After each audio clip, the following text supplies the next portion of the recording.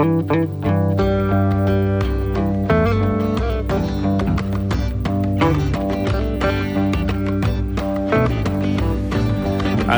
warahmatullahi wabarakatuh, Kancing Muda. Alhamdulillah jumpa lagi di Sase Soma jadi FM 106.1 MHz Kancing Muda. Kali ini kita akan ngusung tema yang apa ya? Jadi dalam hidup ini kalau kita melihat seringkali kita menjumpai peristiwa-peristiwa yang kadang bikin happy, kadang bikin gak happy. Nah, itu ciri kalau kita manusia. Karena kalau kita bukan manusia, kita malaikat, itu isinya senang dan senang, happy and happy, baik terus gitu kan. Jadi manusia itu ada yazid, yangkus, naik, turun. Jadi kadang ada peristiwa yang membahagiakan, kadang tidak membahagiakan. Tidak ada satupun makhluk di muka bumi ini, Kancing Muda, yang dalam hidupnya itu bahagia dari lahir sampai mati. Itu nggak ada. Dan nggak ada pula orang yang lahir itu dari lahir sampai dengan meninggal dia unhappy, isinya sadness terus, itu nggak pernah ada. Pasti ada jeda di mana dia ada bahagia, ada nggak bahagia. Kenapa itu ada? Itu adalah ujian. Ingat, sesuatu peristiwa yang membahagiakan itu ujian. Syukur nggak kalau Allah ngasih kebahagiaan? Nah, gitu ya. Jadi kalau kita sedang dikasih bahagia itu Allah sedang uji kita sebetulnya. Jangan GR dulu. Kita diuji sama Allah. You syukur nggak sama gue, kata Allah. Kalau engkau dikasih bahagiaan kemudian malah engkau tidak bersyukur, menggunakan kebahagiaan itu untuk kemudian makin lupa pada Allah, maka Allah akan memberikan azab. Nah, jadi ingat, hati-hati kalau orang itu dikasih bahagia terus menerus, itu sebetulnya dia sedang dikasih ujian yang sangat luar biasa sebetulnya kalau dia sadar. Makanya hati-hati. Nah, dalam konteks ini kita seringkali melihat keberhasilan orang itu hanya single kadang-kadang. Oh, itu Mas Toy itu bisa siaran karena dari dulu sebelum masuk Jeronimo dia dari TK udah sering ngomong, dari SD dia juga sering tampil. Jadi wajar lah kalau di Jeronimo jadi penyiarnya kok lancar gitu. Kadang-kadang bilang gitu. Oh enggak gitu Kancing Muda. Kenapa? Karena yang lebih pintar dari Mas Toy banyak, tapi yang diterima Jeronimo ternyata dia. Nah, itu namanya faktor laki, keberuntungan. Apa artinya? Artinya di balik sukses orang itu pastilah sebetulnya adalah ada kisah, yang kisah itu Allah skenario. Ingat, kehidupan ini skenarionya adalah Allah yang tulis ya dalam Lauh Mahfud. Jadi kenapa orang kalau hamil, Kancing Muda, ketika usia kehamilan itu 4 bulan itu disunahkan, dianjurkan, bahkan sebagian orang itu mewajibkan untuk mengadakan acara ritual 4 bulanan. Karena ketika 4 bulan itu ruh ditiupkan ke dalam janin. Nah, ketika ruh ditiupkan itu tidak hanya ditiupin doang, tetapi diinjeksi sekalian, diinstal sama Allah. Itu 3 hal. Apa itu? Yaitu adalah 1, usianya akan sampai kapan. Yang kedua, rezekinya akan seberapa banyak. Yang ketiga, jodohnya siapa. Nah, jadi ketika orang di 4 bulan itu diinstal. Nah, banyak orang ketika sebelum diinstal itu kemudian berdoa kepada Allah, ritual-ritual, ngaji dan sebagainya. Agar apa? Agar injeksinya, instalannya, program yang Allah injeksikan pada janin itu adalah program yang luar biasa ya, yang istimewa tentunya. Dan saya yakin semua program yang Allah ciptakan itu pasti istimewa. Nah, di situ sudah ditulis ya. Artinya sudah ada istilahnya, itu ada aplikasi awalnya. Oh, ini Mas Toy, besok jodohnya ini, usianya sampai sekian, rezekinya sekian. Itu udah diinstal. Nah, perkara di tengah jalan nanti ada update. Nah, gitu loh Mas. Ada update kan? Nah, update-nya itu dari apa? Dari doa-doa yang kita panjatkan, dari umroh yang kita jalankan, dari puasa yang kita kerjakan, dari sholawat, dari ngaji, dari wirid. Itu akan membuat update. Tadinya mungkin usianya di instalan awal hanya 10 tahun, ternyata dengan update sedekah dia bisa menjadi berpuluh-puluh tahun. Oh, ternyata ketika jodohnya dapatnya, mohon maaf agak jelek, begitu diinstal dengan sholawat, dengan zikir, jadi jodoh yang soleh-solehah yang luar biasa dan sebagainya. Nah, jadi kalau kita lihat Kancing Muda, dalam kehidupan ini sudah sangat istimewa sekali. Nggak ada sebuah hal yang dalam hidup ini itu sia-sia. Semuanya sudah Allah susun, sudah sangat rapi. Makanya ada tulisan menarik di bak truk itu Mas Daya. Di tulisannya bagus sekali, yaitu ada pun Gusti kula manut jenengan, kula ngatur dhewe malah mumet dhewe, kan gitu. Jadi ada kata-kata menarik betul itu. Saya ikut engkau ya Allah, karena aku coba ngatur malah mumet sendiri. Lah iya, kita ngatur diri kita aja nggak bisa. Allah yang ngatur sebetulnya. Sudah dikasih rundown sama Allah. Kamu lahir tanggal sekian, kamu meninggal tanggal sekian, kamu jodohnya ini dan sebagainya. Kita hanya menjalankan. Kita ini wayang. Allah lah yang menjadi sutradara dalangnya. Nah, baik-baik sama dalang. Agar apa? Agar dikasih peran yang baik, agar dimainkan dengan baik, gitu kan. Nah, jadi kalau kita sudah dilahirkan sekarang ini, kancah muda semua yang usianya mungkin SMA, kuliah, atau kerja, atau berumah tangga, lihat kondisi Anda saat ini. Anda syukuri dulu yang ada. Oh, alhamdulillah, gitu kan. Bagi yang belum menikah misalnya, alhamdulillah belum menikah, nggak apa-apa. Yang penting bisa menjaga diri dengan baik. Saya ikhtiar kepada Allah, minta pada Allah diberikan kemudahan.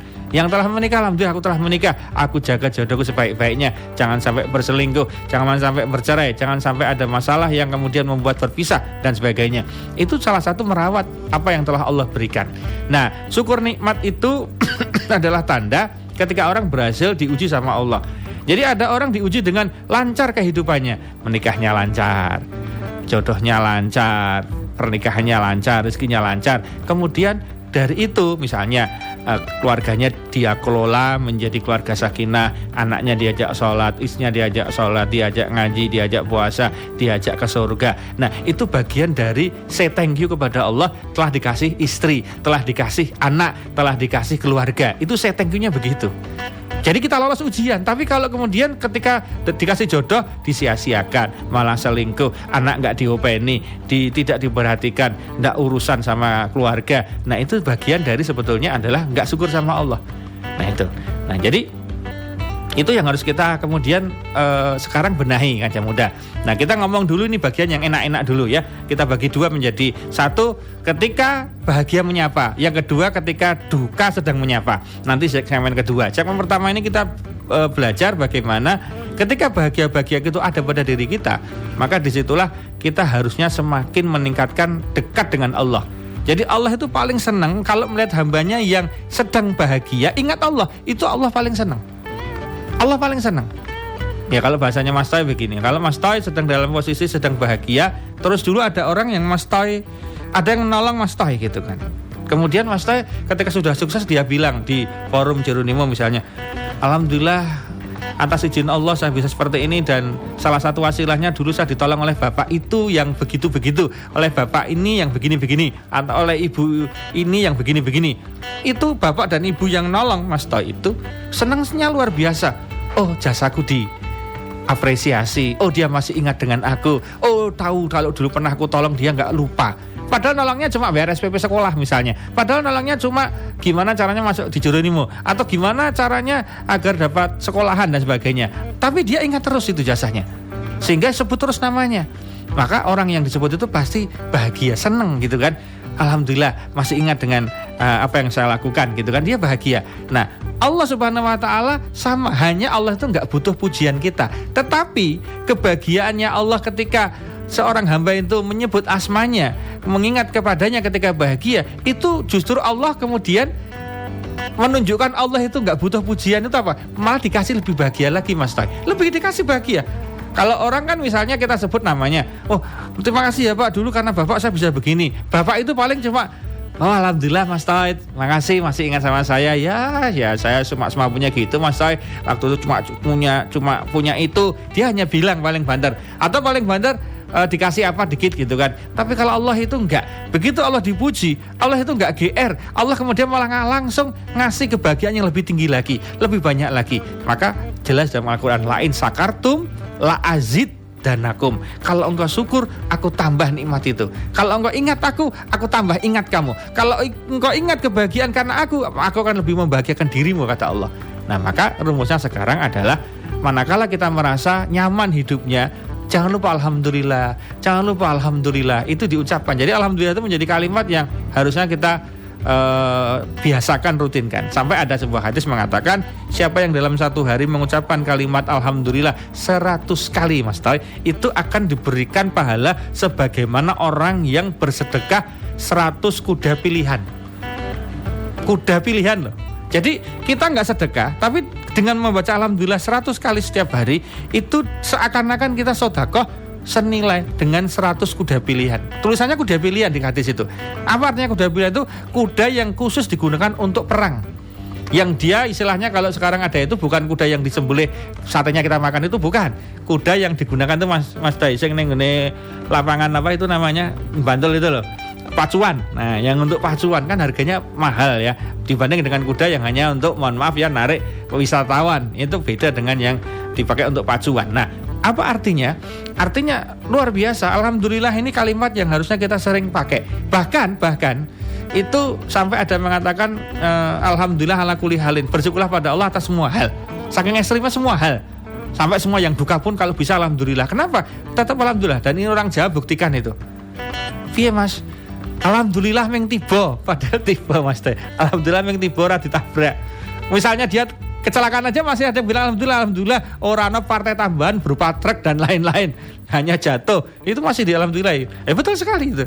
Nah jadi saat ini dengan adanya sosmed, terus terang ya, adanya Instagram, Facebook yang sekarang sedang live saya ini, itu plus minus. Minusnya apa? Kalau kita tidak hati-hati, kita baru aja beli mobil terbaru Mas. Begitu lihat teman kita posting mobil seri yang lebih baru dari mobil kita, mendadak kita seakan-akan mobilnya paling jadul di antara mobil yang lain. Ini yang paling bahaya. Jadi kadang membuka sosmed itu kalau tidak bijaksana, itu malah membuat tidak bahagia. Nah banyak orang gak bahagia itu karena itu sekarang, bukan karena orang lain, tapi ya karena dia sering lihat orang lain.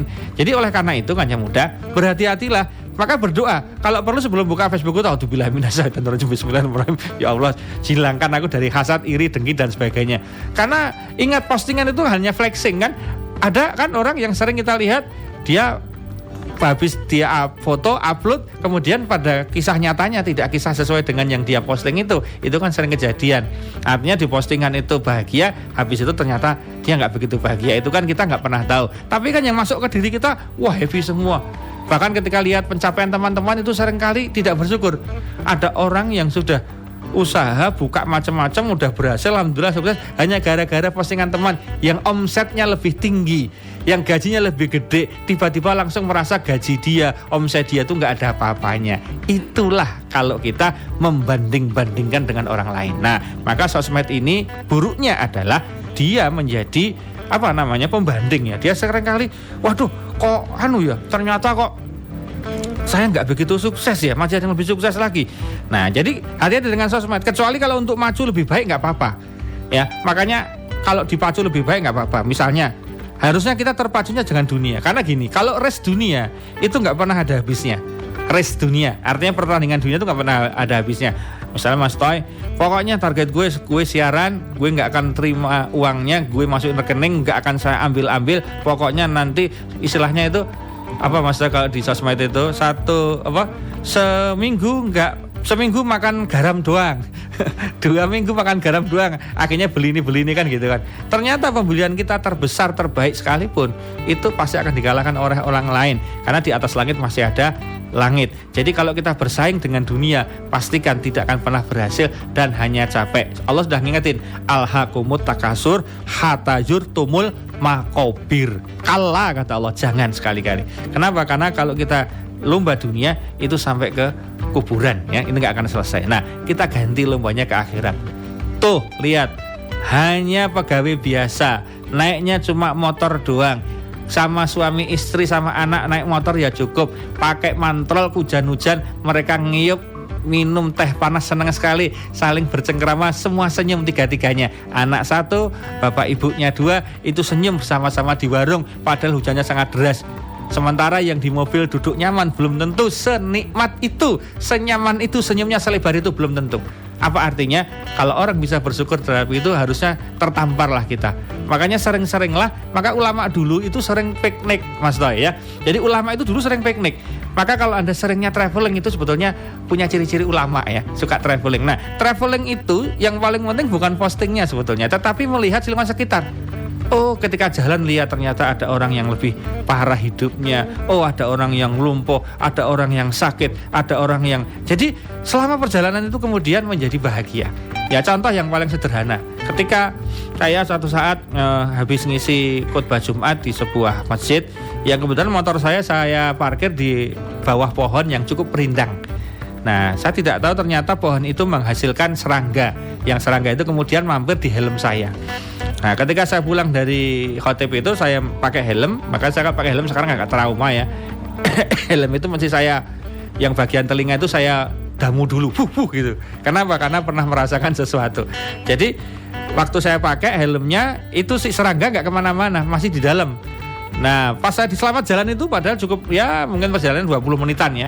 Nah, saya mau habis Jumatan mau makan soto lah di daerah dekat PKU Muhammadiyah situ, di kota situ. Nah, Pas helmnya itu pas mau sudah sampai di soto itu, helmnya mau saya copot gitu, ternyata kemudian si serangga itu masuklah ke telinga saya.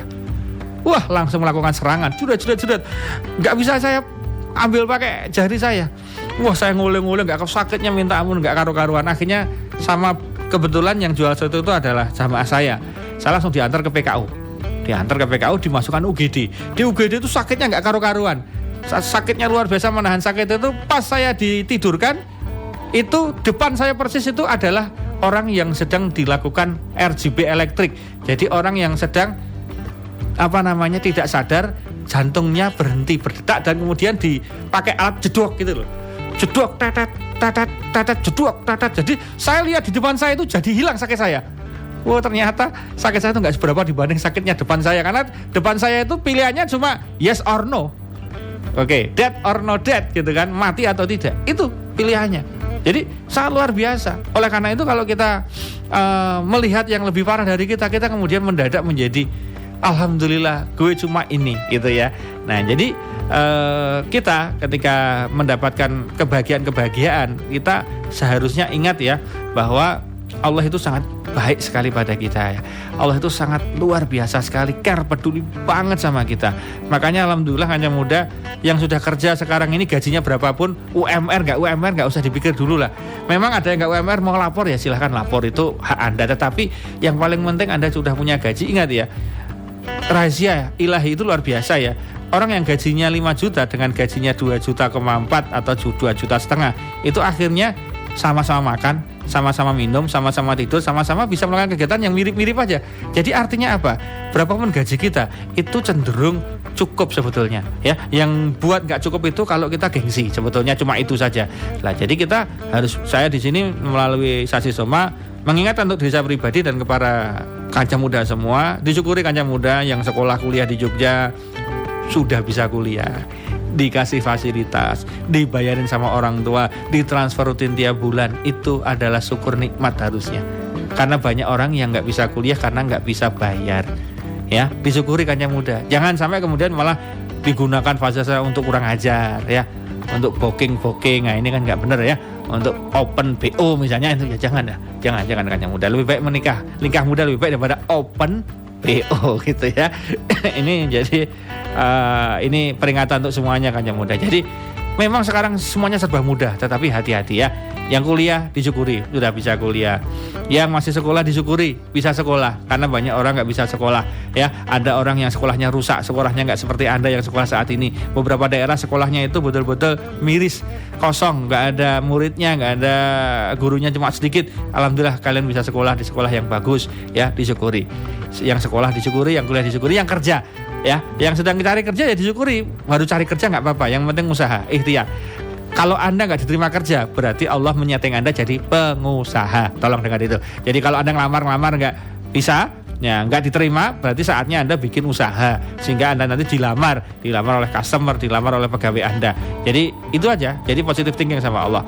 Kemudian bagi yang sudah kerja, ya disyukuri berapapun gajinya, disyukuri. Yang paling penting itu adalah bagaimana mensyukuri itu. Dan kalimat syukur ini gampang diucapkan tapi susah dipraktekkan. Maka harus dimulai. Salah satu cara memulainya adalah berbagi. Jadi usahakan, saya kemarin ini sebelum sesi 1 saya tutup, ada sebuah cerita Kanjeng Muda. Ada saya perjalanan dari sini sampai mana ya? Pakai Gojek saya. Ini pun saya tadi pakai Gojek. Jadi ketika pakai ojek online itu, kebetulan drivernya itu saya tanya di mana tempat tinggal di sana. Oh ya daerah sana ya. Nanti kalau mau cari saya gampang Pak, cari saja namanya Hari. Wah, nanti sebut namanya Hari tukang penggali kubur, karena ternyata dia penggali kubur. Oh gitu ya. Saya tanya karena kebetulan agak panjang. Saya waktu itu naiknya itu dari rumah sampai ke Gamping. Jadi agak panjang. Saya tanya-tanya, dia cerita bagaimana pengalamannya dia kemudian istilahnya ini menggali kubur. Dia sudah lama sekali profesi itu. Jadi Gojeknya itu hanya untuk sambilan aja. Jadi menggali kubur gitu kan. Nah saya setelah menggali kubur ini Pak, saya menjadi orang yang lost. Saya santai. Jadi saya kalau narik seperti itu ikhtiar saja. Jadi saya nggak ngoyo. Nah terus dia cerita begini, pokoknya Pak saya narik, saya keluar, nanti sebelum sampai rumah saya wajib mengeluarkan uang yang saya dapat dari transaksi hari ini itu pada orang lain. Saya jadi kemudian mak printing gitu. Bayangkan kelas beliau yang mohon maaf ya, profesinya ojek online begitu. Beliau mewajibkan dirinya sebelum masuk ke rumah, uang yang dia dapat pada hari itu harus sebagian disodakohkan. Oh keren toh? Ya, jadi disodakohkan tuh. Jadi sebelum masuk rumah itu dia sudah sodakoh dulu. Itu setiap dia keluar tarik dan kemudian dapat order, dapat fee. Pokoknya berapapun fee-nya dia potong dulu, kasihkan entah ke masjid, entah kepada orang, dia pasti kasihkan dulu. Kenapa Pak yang Anda rasakan? Wah, alhamdulillah saya bahagia, saya sehat, saya senang hidupnya, mudah urusannya. Nah itu ternyata ya anak-anak saya ada cerita macam-macam gitu kan. Nah, tapi kata kuncinya apa? Ternyata berbagi itu nggak harus nunggu kaya. Ketika ada berapapun yang dia dapat, dia keluarin gitu Kancah Muda. Nah, gitu Kancah Muda. Nanti segmen kedua kita bicara bagaimana menyikapi ketika unhappy merasuk kepada diri kita. Stay tuned on 106.1 Geronimo FM. Love Jogja and you.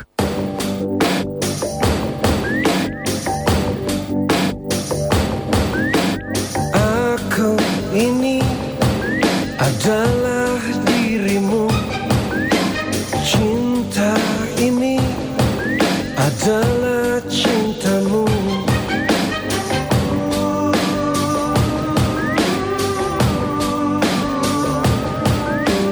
Aku ini adalah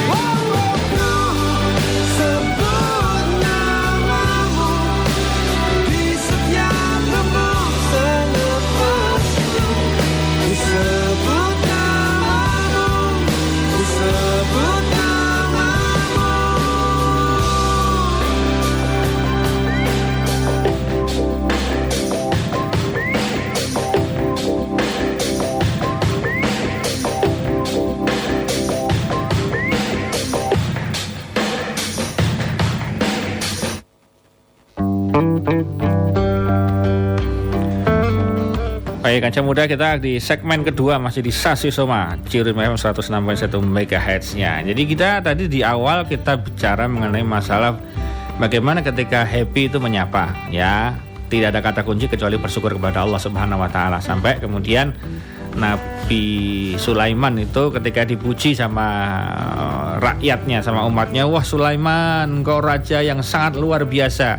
Sulaiman mengatakan, hadza min fadli rabbi. Ini adalah fadilah, kemuliaan dari Allah Subhanahu wa taala. Allah yang memberikan kemuliaan, yang memberikan fadilah kepadaku gitu. Jadi Allah yang kemudian dinisbatkan ke sana ya. Karena semua kebaikan itu dari Allah Subhanahu wa taala. Nah, bagaimana ketika unhappy itu menyapa? Sedih menyapa. Apa masalahnya? Itu tak lain tak bukan, itu juga rasa sayang Allah kepada kita. Jadi ingat ya, kesedihan yang Allah kirimkan kepada manusia itu, kepada hamba-hambanya itu wujud kasih sayang Allah.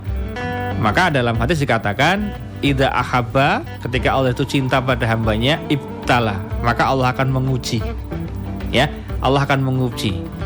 Loh, kok cinta kok diuji malahan? Lah iya, kalau Allah itu sayang dan cinta kepada hambanya, maka hamba itu akan dikasih ujian sama Allah berupa cobaan.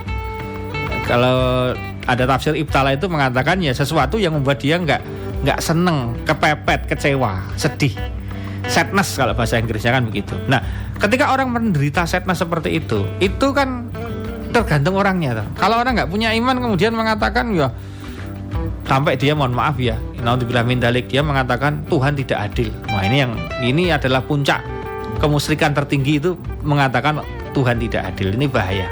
Jangan pernah mengatakan seperti itu, kaca muda. Ketika kita diberikan musibah sama Allah Subhanahu wa taala bentuk apapun namanya, itu nomor satu dimaknai adalah bahwa langsung aja istighfar. Ya, jadi kata kuncinya istighfar, ingat kepada Allah, astagfirullah ya Allah. Nah, jadi ketika istighfar itu muncul, maka kemudian kita berani mengingat-ingat kembali apa yang telah terjadi, gitu kan, pada diri kita sebelum ini misalnya. Tapi juga jangan ditafsirkan ketika orang ditimpa musibah berupa sakit, kemudian mengatakan berarti kita banyak dosa ya Tat kalau kita dikasih sakit. Oh enggak mesti. Kadang Allah mengasih sebuah kesakitan, musibah berupa sakit pada manusia itu untuk membersihkan dari dosa-dosa. Iya ada dosa, tetapi bukan pendosa yang sangat kemudian enggak karu-karuan, ya enggak mesti. Kenapa? Karena sakit itu adalah salah satu cara Allah untuk menggugurkan dosa. Loh, kalau orang-orang yang ada di rumah sakit itu didampingi oleh, kalau bahasanya kita kan ya ustadz gitu kan, orang lain mungkin rohaniawan gitu ya. Jadi didampingi oleh ustadz-ustadz itu kemudian mengatakan bahwa sakit-sakit panjenengan ini kalau sabar Allah ganti dengan dicabutnya dosa-dosa, digugurkannya dosa-dosa. Wah, keren sekali. Dia akan kemudian ridho. Nah, kalimat ridho. Jadi kata kunci ketika orang itu mendapatkan musibah itu kan ridho. Nah, gimana biar ridho? Nggak enak kok ridho. Nah, caranya ada dua. Wasta'inu bisobri wasolah. Allah sudah membocorkan dalam Quran itu, wasta'inu, dan mintalah tolong pada Allah. Karena kita kalau kena musibah kan minta tolong sama Allah. Ya Allah, angkat penyakit ini. Ya Allah, angkat masalah ini. Ya Allah, aku nggak pengen seperti ini. Kan itu kan kita ingin. Nah, minta tolongnya sama Allah itu dengan apa? Bisobri wasolat, dengan sabar dan sholat. Nah, kata kunci sabar itu ridho. Ridho itu nompo itu rasambat. Nah, kita bahasanya Jawa, nompo itu rasambat kan yang muda. Jadi ketika dikasih apapun dia nggak sambat, dia telan aja, telan gitu kan. Pokoknya telan, istilahnya bahasanya itu telan. Jadi ketika ada masalah, ya udah ditelan aja masalahnya sambil berusaha untuk ridho. Ya Allah, nggak apa-apa. Engkau tahu aku sedang seperti ini. Engkau tahu aku diuji seperti ini. Engkau tahu ini semua dari Engkau ya Allah. Aku terima. Telan. Nah, ketika udah ditelan semua, kira-kira habis nggak? Habis, Mas. Susahnya habis, sedihnya habis. Kita telan semua kok, habis nantinya. Pas habis, Allah ganti itu. Allah ganti. Nah, itulah. Nah, jadi kadang kesusahan itu, jadi banyak orang lolos diuji dengan kesusahan, tapi nggak lolos dengan kebahagiaan, Mas. Jadi banyak orang kalau dengan kesusahan itu lolos. Kenapa? Begitu susah langsung sering ke masjid, ke musola. Begitu susah sholatnya agak lama. Begitu susah doanya agak panjang. Begitu susah baca Quran. Begitu susah wirid. Begitu susah dia, pokoknya yang susah-susah itu hubungannya ke amal-amal ibadah gitu. Kan dia berhasil membuat dirinya menjadi dekat dengan Allah. Dan itu memang tujuannya Allah menguji hambanya itu untuk mendekati Allah agar apa istilahnya kalau bahasanya itu kan untuk merapatkan diri kita kepada Allah. Itu dengan cara apa? Allah ngasih ujian. Maka mungkin orang ketika nggak dikasih ujian, amal sunnahnya nggak muncul. Dia hanya sholat wajib, dia hanya puasa wajib gitu kan yang mudah. Begitu dikasih masalah sama Allah, tambah duhanya, tambah tahajudnya, tambah wiridnya, tambah sholawatnya, tambah istighosahnya, tambah baca Qur'annya, tambah sedekahnya, gitu kan? Iya. Ketika dia diuji masalah, ditambah itu volumenya yang lain-lain muncul semua. Ternyata bisa ya tahajud, ternyata bisa ya doa. Akhirnya kalau dia menikmati itu, maka kemudian begitu masalahnya diambil sama Allah, diselesaikan sama Allah, semuanya menjadi bahagia. Dia nggak ninggalin itu, malah dia ketagihan. Ya Allah, akhirnya dia bilang, aku puasa itu memang tadinya untuk biar masalahku selesai. Aku duha itu biar aku utangnya selesai. Aku tahajud itu biar masalahku rampung.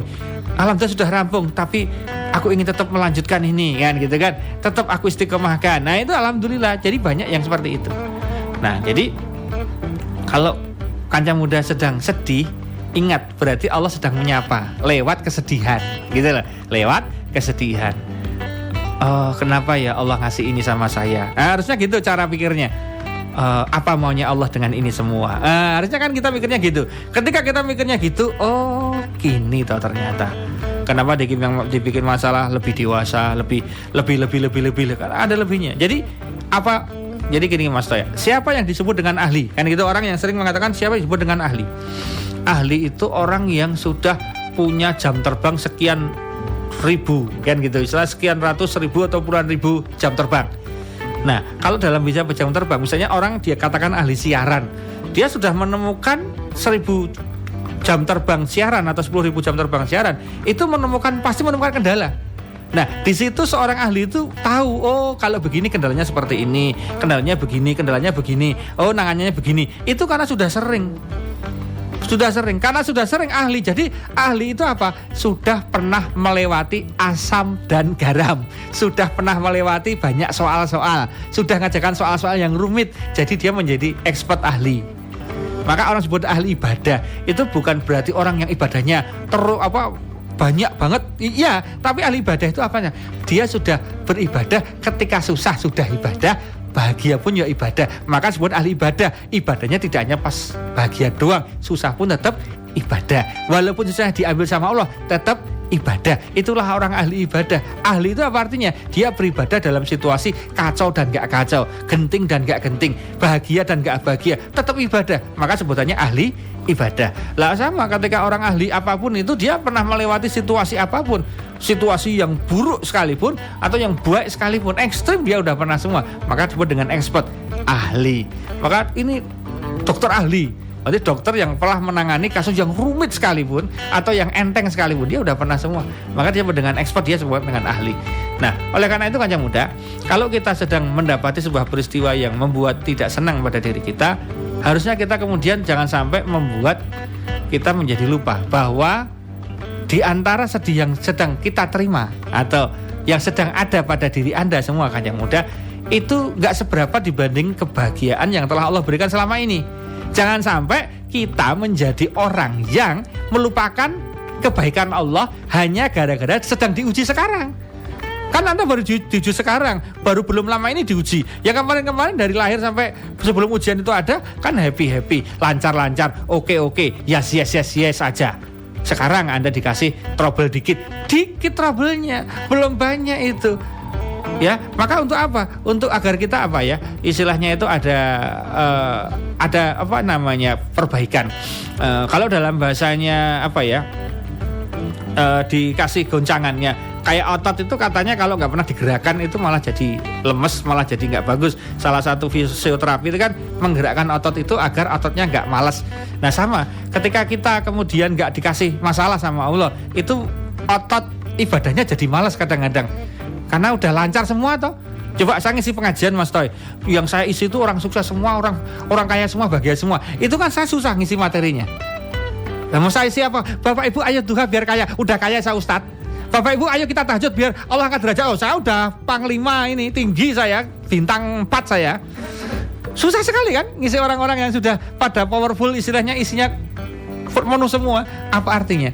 Artinya orang ketika lancar jaya hidupnya, bagus hidupnya, bahagia hidupnya, itu cenderung kemudian lupa gitu lah. Tapi kalau ngisi sama orang-orang yang susah, itu gampang masuknya, Mas. Mari Bapak Ibu kita kasih ijazah amalan untuk melunasi utang, langsung dicatat, Mas. Langsung nyatet kabeh, langsung gitu kan. Kenapa? Kalau orang ketika susah itu lebih gampang masuknya ngasih materi dibanding ketika dia bahagia.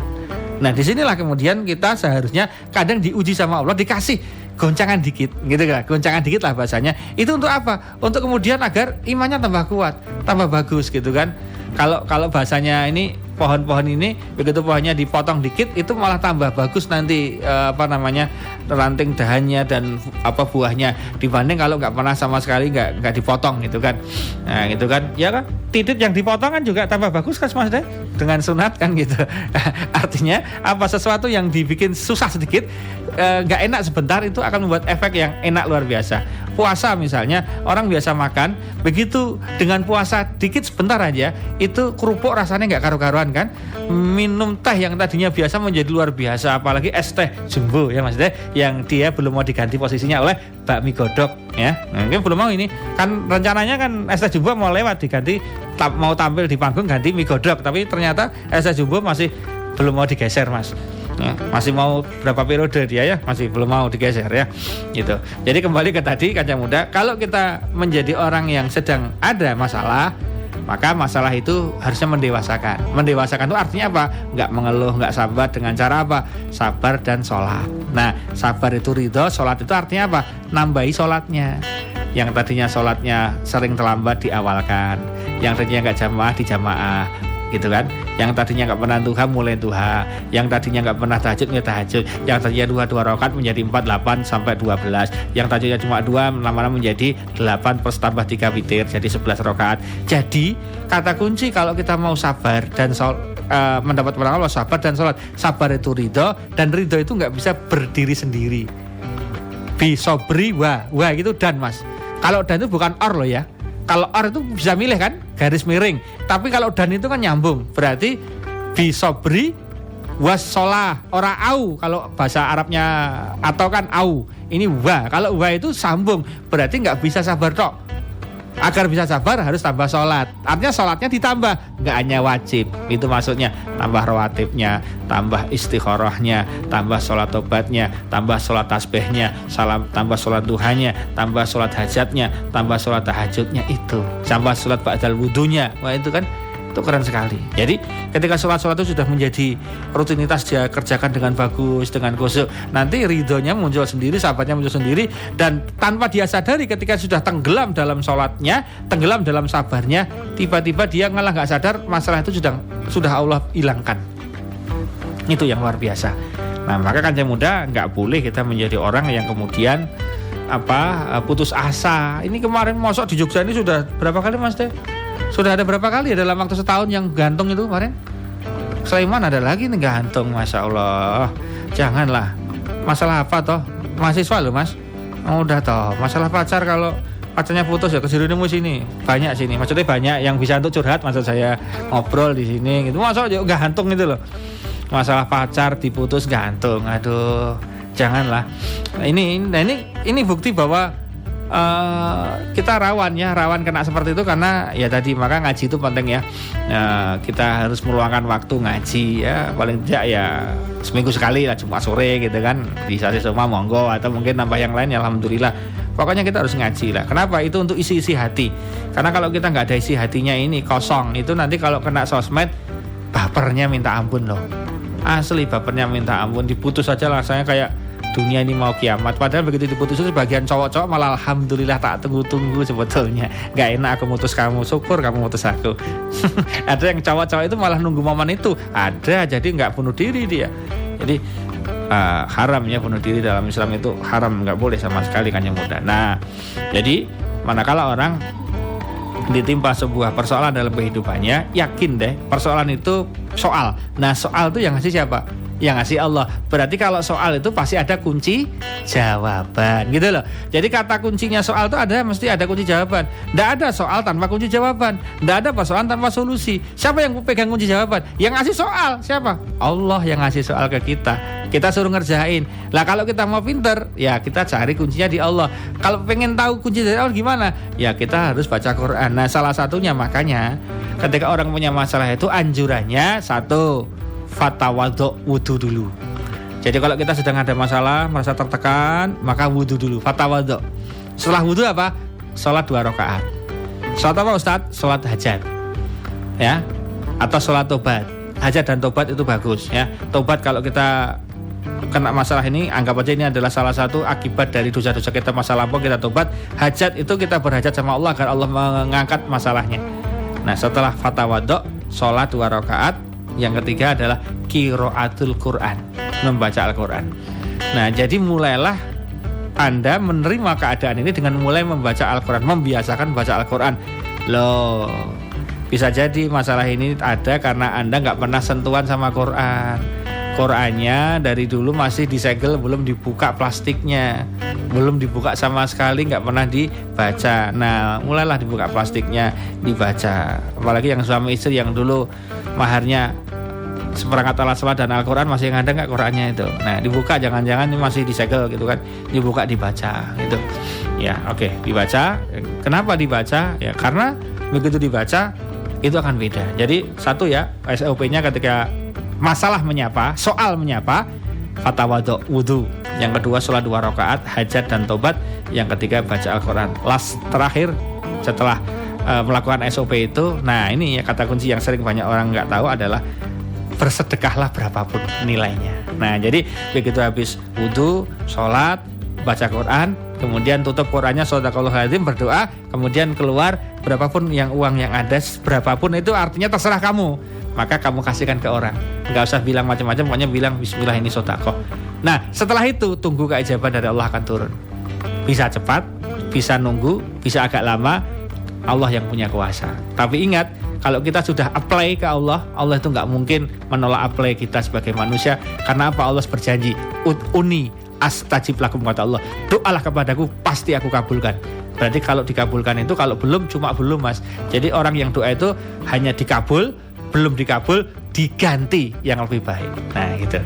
Nah mudah-mudahan kan yang muda kita sebagai hambanya selalu bisa menerima keadaan pun apapun itu. Kalau sedang ditimpa kebahagiaan, jangan lupa bersyukur. Kalau sedang ditimpa masalah, musibah, jangan lupa bersabar. Syukur dan sabar gitu. Mudah-mudahan kita dikira Allah bisa syukur dan bisa sabar. Amin ya rabbal alamin. Terima kasih Kancing Muda, karena ini waktu asar adalah waktu terbaik untuk berdoa di penghujung asar. Kita berdoa sebelum kita tutup.